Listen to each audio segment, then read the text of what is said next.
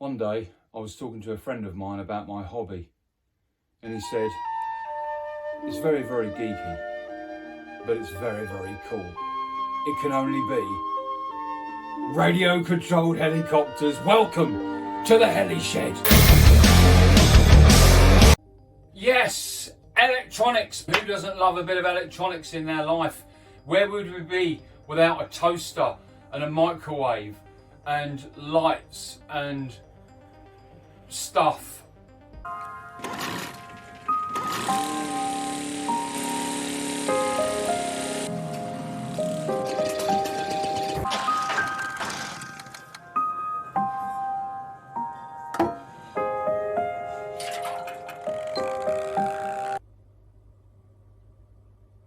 Now there's some great videos out there on the electronics on radio controlled helicopters and how to set them up. And my aim in this build playlist, this build series, Heli Shed, is not to intimately go through the setup of each of these particular electronic areas. Purely and simply because it will take a long time, and there are other videos out there that do it far better than I could. So this video is all about giving you a brief introduction to what these particular bits are, making sense of them, and then we're going to do a quick exercise where we check that our blade grips on our rotor head, particularly from part 6, that we are indeed at 0 degrees pitch when the servos are at neutral position, and I'll show you that. So without further ado, let's dive in. Okay, we've got 4 individual boxes in front of us. 3 of these boxes are absolutely fundamental to the helicopter flying. They all work together with the servos, and they make sure that the helicopter does what we want it to do. And we'll explain those in a minute. This on the far right that you can see here is nothing more than a battery, a simple speed controller attached to the top, and this enables me to be able to connect a servo box to this or check the transmitter via another receiver, and it's called a receiver pack essentially. Most radio controlled hobbyists will have a receiver pack that they can carry around with them, and it's just a way in which you can check your transmitter and receiver to something without actually firing up the motor or anything else. For today on this part we're going to be using this to power our servo machine that we've got here, and we'll see this later.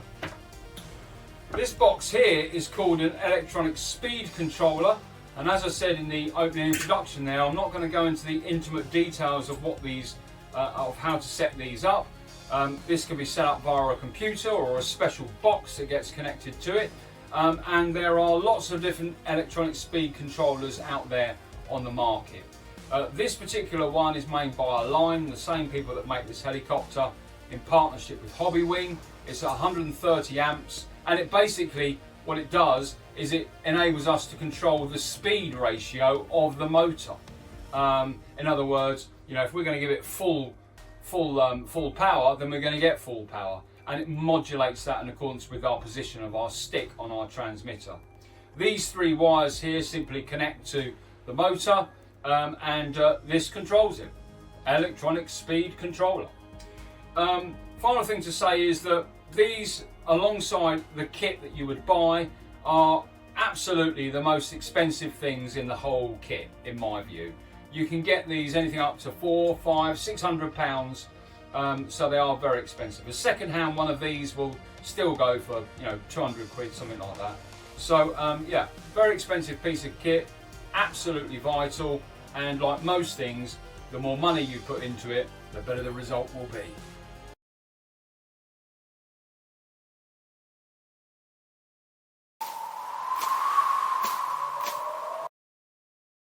Cool, so that's our electronic speed controller. Now to the left of that, as you look, right, we can see these 2 boxes here. Now these 2 boxes work together. This box is called a receiver unit, and this box here is called the fly barless unit. Now this is what I'm communicating with when I'm using the transmitter, and it's this box's job is to receive those signals and then split those signals up depending on what I'm doing with the sticks, remembering I'm not a stick banger.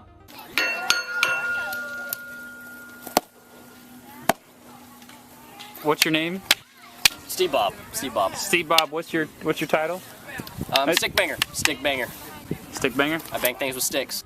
And it then communicates directly with the fly barless unit and tells the fly barless unit what it is that I want, what I want the helicopter to do.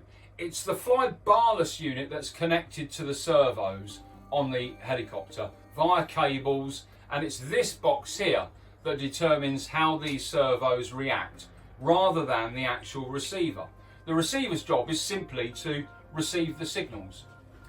If this was a fly-barred helicopter, then the receiver pack can not only receive the signals, but it can then chuck them back out again to the servos, and you can control the servos. So with a fly-barless unit, there's no requirement to have a fly-barless unit, clearly. You just need to have your receiver. You would still fit what they call a gyro, an electronic gyro, and that indeed would help and work alongside the transmitter there to ensure those signals were as smooth as possible. But it's 2022 and we have to move with the times, and moving with the times means that fly-barless unit helicopters are all the thing, and the modern electronics is the way forward. I would have a Mark 1 Escort again tomorrow, rather than an electronic car. I bet loads of you have got electronic cars, electric cars. Electric cars are the way forward.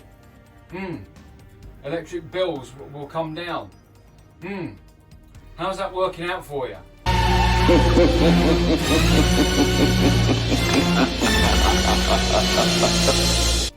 So the fly-barless unit, you know, that really is what is connecting to the servos and what's flying the helicopter. And as I said in part one, its job is to smooth out all the noise on the actual signal to make sure that the servos are receiving the best signal that it possibly can. These fly-barless units does lots of other things, and there are lots of different types of fly-barless units out there, and they can be quite expensive as well. And they all have their own pros and cons, whether that's how to set them up or whatever. Like the ESC, you can plug this into a computer, or you can use a special box, or indeed on this case, you can actually program this electronics directly on the face of the fly-barless unit. This fly-barless unit is called a Micro Beast X Plus Pro, which sounds very gladiatorial. But you know, if you're from the RC hobby, you'll know of that name quite well, and it's a good, reliable, popular fly-barless unit. Is it the best one? No, I don't think it is. But those people who fly with it enjoy it, and I know how to program that intimately, and so I'm very content to stay with that. Sometimes it's better the devil you know than the devil you don't. So there we go. Receiver unit, fly-barless unit, and the electronic speed controller. Let's now move on to plugging in our servos to our servo machine, powering the servo machine, and checking that our servos are working and that we can achieve mechanical 0 degrees pitch. So when we start to set up the helicopter electronic-wise, the system, i.e. the fly-barless unit, will enable us to make very small, minute changes in the position of these control rods and the servo arms in order to achieve 0 degrees pitch. Now, why is 0 degrees pitch very important? Well, simply because that is the neutral degree at which there is no lift and there is no lift on the provided by the blades. And it is completely neutral. The helicopter is at its lightest. So 0 degrees is very important. Some people say you want 0 degrees at half throttle. Some people say you want 5 degrees at half throttle. But look, all you need to know is this. 0 degrees is important. And it's important that before we plug in any electronics to this and start fine-tuning and going through program settings and etc., that we have 0 degrees pitch mechanically as best we possibly can. Now, in the old days, this meant a lot of measurements and so on, and making sure that you know, we used a we used a pitch gauge and all sorts of things. Nowadays that's made much easier by the software in that fly barless unit that we saw earlier on and the manuals that come with it. But we should still ensure 0 degrees pitch is achieved when the servos are at neutral. Now the servo throw, if you like, i.e. how much the servo moves the servo arm, for this particular helicopter, I'm not quite sure. I think it's 90 degrees. And so if the servo arms, and we'll just move that up, if the servo arms were up here and that was at 0 degrees, it would mean that this arm or the servo would have less travel to be able to have an effect onto the blade.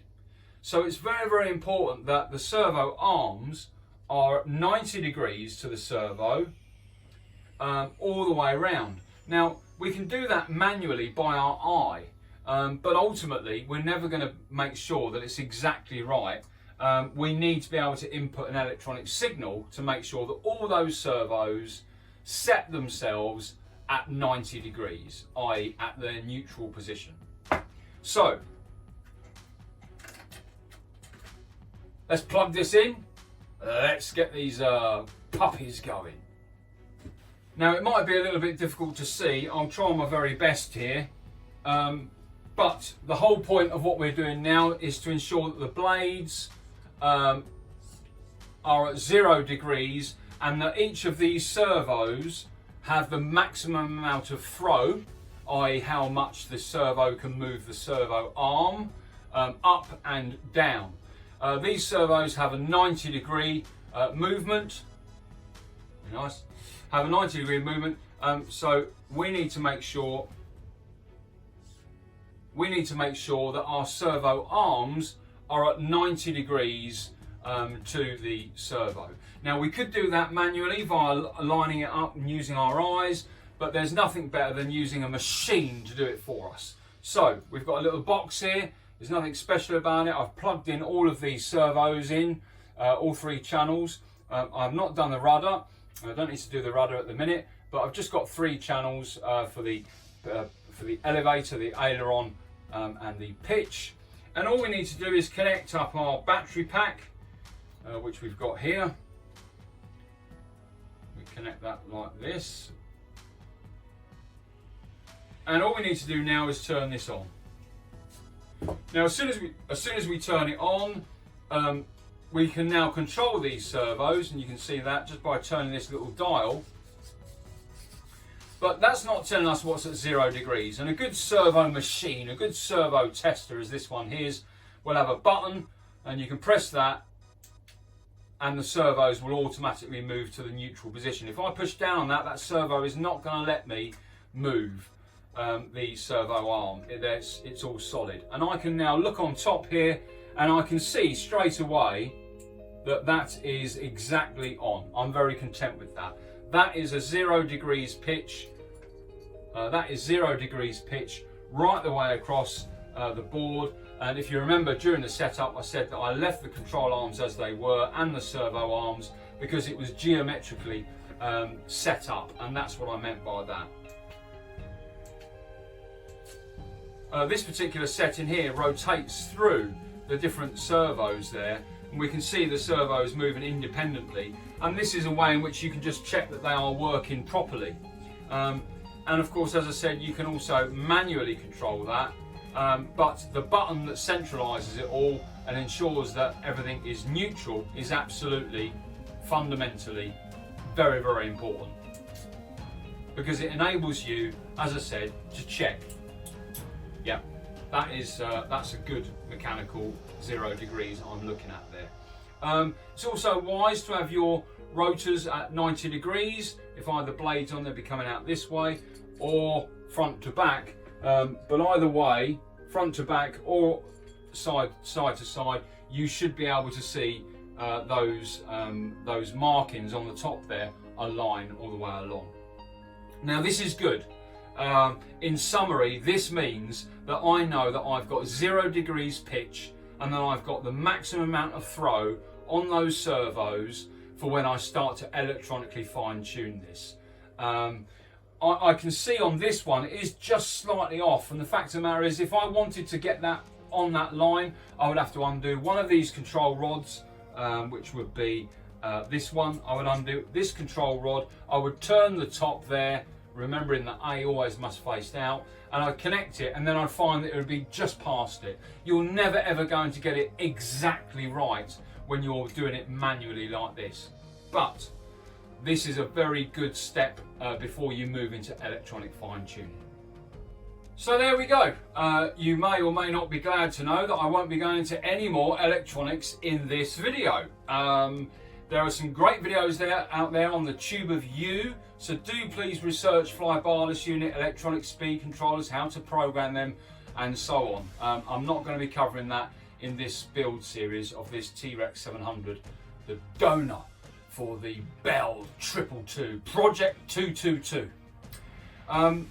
However, what I will do before we close off this video is I will fit the electronic speed controller, the receiver and the fly barless unit on the helicopter, ready for the next video where we will then be wiring it all up. So let's do the magic click, shall we? I'm not going to wire them up, I'm just going to put them in position, that's all I'm going to do. Yeah, right. It didn't work like that, and it never does work like that. And anyone who's watching this in the radio controlled hobby knows that once you start putting bits on, the next thing you know, you've just got to see it through, and I'm afraid that's what I've done. So I fitted the ESC, the electronic speed controller, and wired that in, and I fitted the receiver unit up on the top here, connected that to the fly barless unit, which you can see on the side here. I've routed all the appropriate cables through, the servo cables. I've fitted a satellite on the back that you can see there. This satellite antenna here with polarized antennas or aerials actually, because they receive only, but is in stark contrast, is in 90-degree contrast, sorry, to this aerial here on this receiver. So basically, irrelevant of what the orientation of the helicopter is, whether it's like this or whether it's upside down, it'll always receive a signal. And having a satellite at the other end of the helicopter makes a lot of sense, particularly seeing as this is going to go into a fuselage. What else have I done? Yeah, so basically I've just wired it all up. The professionals like to wire theirs up inside the frame, but, you know, concours-y, etc. That's not the case for the majority of us. The wires are going to get mounted on the outside. That's perfectly fine. The cables are just loose enough that it's not going to cause any errors to the servos, but ultimately they're secure in place. They're perfectly safe.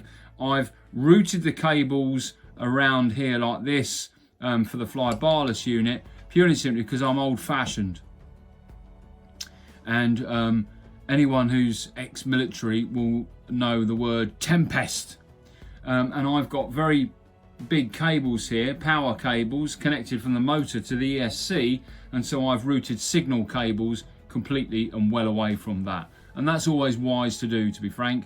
The amount of helicopters I've seen where signal cables are zip tied next to power cables, well, that's just madness. So you should do some form of separation.